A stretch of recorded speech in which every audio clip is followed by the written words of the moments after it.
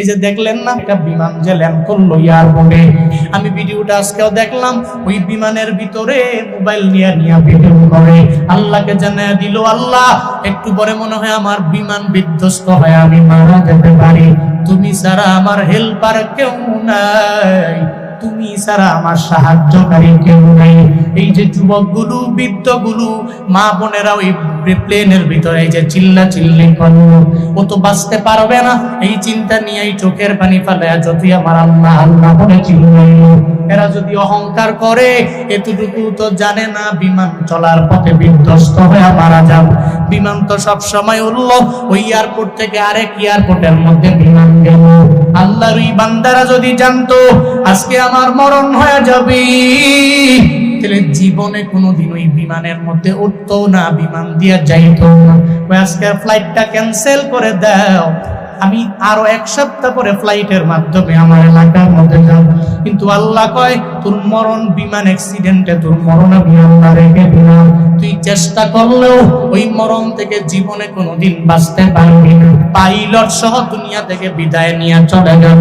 এই মাটির মানুষেরা এতটুকু যেই জায়গায় জানে না যে মরণের গ্যারান্টি নাই, এতটুকু যারা জানে না এরা জীবনে কোনোদিন অহংকার করতে পারে না, ঠিক কিনা? মাটির মানুষের কোনো গ্যারান্টি নাই। মাটির মানুষ জীবনে কোনোদিন অহংকার করতে পারে না, হিংসা করতে পারে না, নিজের বড়ত্ব নিজে প্রকাশ করতে পারে না। বরং যারা মাটির মানুষ চলার পথে আমার রবের শাকির বান্দারা হয়ে যাবে, রবের কৃতজ্ঞ বান্দারা হয়ে যাবে। এই যে আমি আলহামদুলিল্লাহ পড়ার পরে একটা জুমলা পড়ালাম, আলহামদুলিল্লাহি হামদান কাসীরা ইয়া রাব্বি লাকাল হামদু কামা ইয়ানবাগি লিজালালি ওয়াজহিকা ওয়া আযীমি সুলতানিক। এই যে জুমলাটা আপনাদের পড়াইলাম, পড়ার পরে কত পরিমাণে ফায়দা হয়েছে জানেন নি রে বাবা? মায়ান নবী সাহাবায়ে কেরাম নিয়ে যখন নবী বয়ান করে, এই সাহাবায়ে কেরাম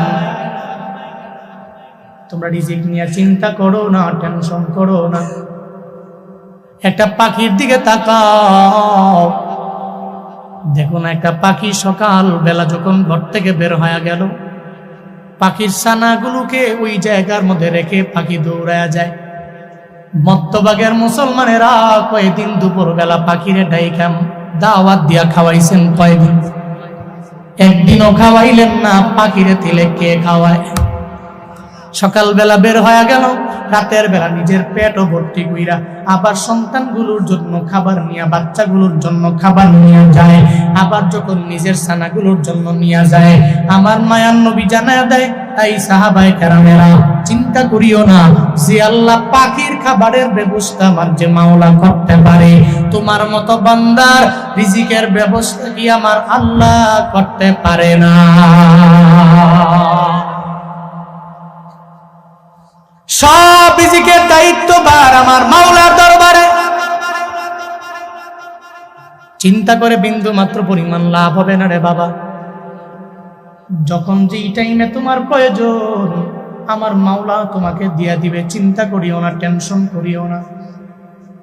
এই গরিবেরা, গরিব হওয়ার পরেও না শুকরিয়া করিও না, কৃতজ্ঞ হয়ে যাও না। আল্লাহকে জানায়া দাও, হে মালিক দুনিয়াতে আমারে টাকা দাও নাই, বাড়ির মালিক বানাও নাই, গাড়ির মালিক বানাও নাই, তবে তোমার দরবারে হাসরের ময়দানে তুমি আমারে জান্নাতটা দিয়া দিও রে আমার আল্লাহ। মনে রাখবারে গরিবেরা, হাসরের ময়দানে দুনিয়ার গরিবদের মাঝে দুইটা দল হয়ে যাবে। যেই ধনী নামাজ পড়লো, গরিব নামাজ পড়লো, দুইটা দল হবে। এই দুইটা দলেরই আল্লাহ মায়া কইরা জান্নাতের মধ্যে ঢুকায়া দিবে। একদল ধনী আল্লাহওয়ালা, আর এক দল হবে গরিব আল্লাহওয়ালা। হাসরের ময়দানে যখন এই দুইটা দল দাঁড়ায়া যাবে, আল্লাহ পাক ডেকে বলবে, এই রিকশাওয়ালা, দুনিয়াতে রিকশা চালায় খাইলা, আমি আল্লাহ তোরে ধন দৌলত দেই নাই। ও গরিব রে, কিন্তু দুনিয়ার মধ্যে তুই নামাজ বাদ দাও নাই, তুই ফজরেও গেলা, তুই জোহরেও গেলা, তুই আসরেও গেলা, তুই মাগরিবেও গেলা, এশায় গেলা, আমি আল্লাহরে ভুলো নাই। আজকে হাসরের ময়দানে তুই চলে আসলা। ওই দুনিয়া আল্লাহওয়ালার আগে টানা 500 বছর আগে জান্নাতে ঢুকে যা। কয়শো বছর?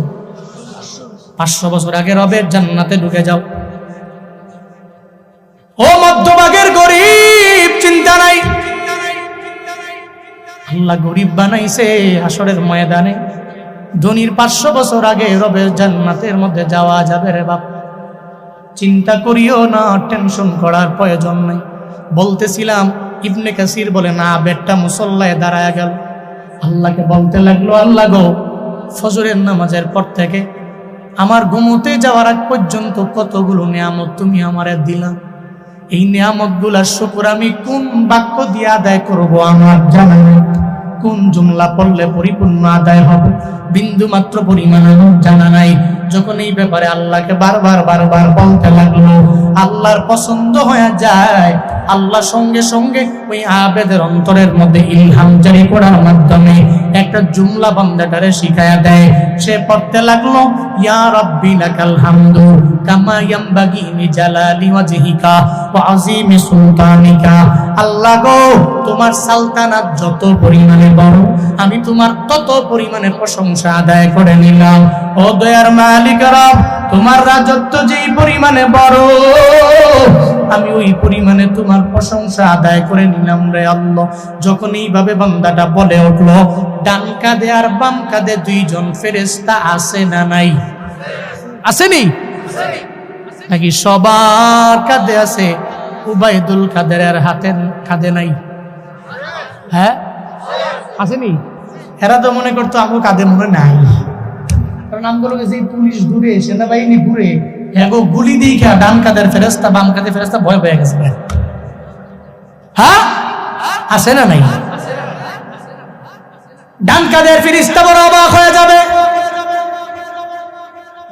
আবেদ যে এতদিন পর্যন্ত আলহামদুলিল্লাহ পড়ল, কিন্তু ইয়া রাব্বি লাকাল হামদু কামা ইয়ামবাগি লিজালালি ওয়াজহিকা ওয়া আযীমি সুলতানিকা এই জুমলাটা পড়ে নাই।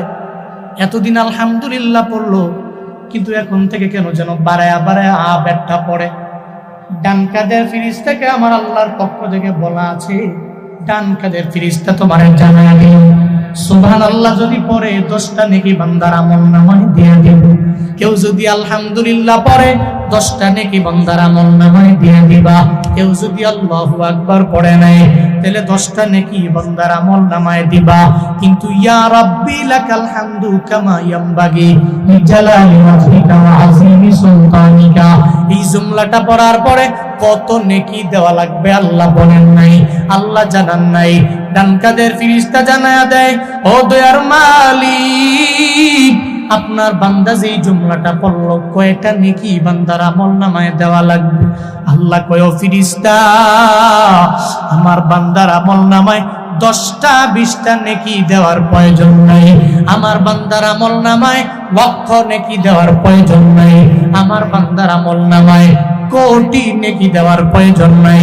আমার বান্দার আমলনামায় বিলিয়ন নেকি দেওয়ার প্রয়োজন নাই। আমার বান্দার আমলনামায় ট্রিলিয়ন নেকির প্রয়োজন নাই, অক্টিলিয়ন নেকিরও প্রয়োজন নাই। এক কথায় এই বান্দার আমলনামার মধ্যে কোনো নেকি দেওয়া লাগবে না। যেই জুমলাটা বান্দা তার জবান দিয়ে বের করে দিল রে, ওই জুমলাটা আমার বান্দার আমলনামায় উঠায়া দাও। কি কয়?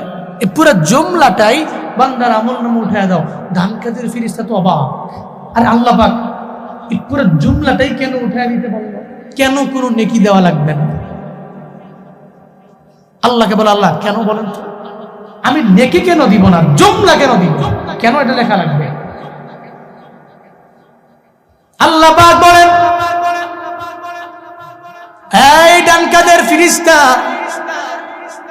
হাসরের ময়দানে আমার বান্দার মিজানের দাড়ি পাল্লায় আমি আমলনামা দিয়া দিব। কোন বান্দার আমলনামা ডান হাতে পাবে, কপালটা কইলা গেল, রবের জান্নাতে চলে যাব। কেউ আমলনামা বাম হাতে পাবে, জান্নাতে যেতে পারবে না। এটা বান্দারে যদি আমি মাফ কইরা জান্নাতের মধ্যে ঢুকাইয়া দেই, তাহলে আমি মাওলার বিন্দু মাত্র পরিমাণ কোনো লস নাই। একটা বান্দারে যদি জাহান্নামে ঢুকাইয়া দেই, আমি মাওলার বিন্দু মাত্র পরিমাণ লাভও নাই রে। ডান কাঁধের ফেরেশতা আমার বান্দার যখন জাহান্নাম ওয়াজিব হয়ে যাবে, যখন সে জাহান্নামের দিকে দৌড়ায়া যাবে, আমি আল্লাহ তার সামনে দাঁড়াইয়া আমি তারে বলবো, বান্দারে আমল নামাটা আবার আমার হাতের মধ্যে দিয়ে দাও। আমি আমল নামা দেখবো একটা উসিলায় বান্দাটাকে মাফ কইরা জান্নাতের মধ্যে ঢুকাইয়া দেওয়া যায় কিনা। ওদিন আমি আমল নামাটা হাতের মধ্যে নেওয়ার পরে যদি তাকায়া দেখি আমার বান্দাটা ইয়া রাব্বি লাকাল হামদু কামা ইয়ামবাগি লিজালালি ওয়াজহিক ওয়া আযীমি সুলতানি, এই জুমলাটা তার জবান দিয়া বের করে দিয়েছে। ডান কাদের ফেরেশতা এই জুমলাটা আমল নামার মধ্যে উঠায়া দিয়েছে। আমি তার আমল নামা এই জুমলাটা দেখার পরে আমি আল্লাহ জানায়া দিব, ও বান্দারে জাহান্নামে আর যাওয়া লাগবে না, লাগবে না, লাগবে না। আমি আল্লাহ তোরে যদি জাহান্নাম থেকে ফিরে জান্নাতের মধ্যে ঢুকায়া দেই, আমি আল্লাহর বিন্দু মাত্র পরিমাণ লস হবে না। ও বান্দা যাও যাও, আমি রবের জান্নাতে ঢুইকা যাও। আল্লাহ পাক বলেন ডান কাদের ফেরেশতা, বান্দার এই আমল নামাটার কারণে আমি আল্লাহ তারে মায়া কইরা জান্নাতের মধ্যে ঢুকায়া দিব। এই জন্য রবের শুকর করলে কত পরিমাণে দাম জানি রে বাবা। আল্লাহ পাক যেই বান্দা শাকির হয়ে যায়, আল্লাহ বলে এই বান্দাকে আমি মায়া কইরা হাসরের ময়দানে শুকরের বাক্যের কারণে জান্নাতে ঢুকায়া দিব। বলেন সুবহানাল্লাহ। একটা জুমলা সে বলল, এই জুমলাটার কারণে আমি তার মায়া কইরা জাহান্নাম থেকে ফিরা জান্নাতের মধ্যে ঢুকায়া দিব। এজন্য শুকর কি গরিব হালাতে হবে নাকি ধনী হয়ে গেলেও চলবে? কথা বলো না কেন? আমরা তো গরিব হলে করি, ধনী হলে করি না। যখন একটু কাশ বেড়ে যায়, ঠান্ডা বেড়ে যায়, জ্বর আসে, যখন বড় কোনো রোগে আক্রান্ত হই, তখন আমরা আল্লাহকে স্মরণ করি বেশি। ভালো হয়ে গেলে আল্লাহকে ভুলে যাই।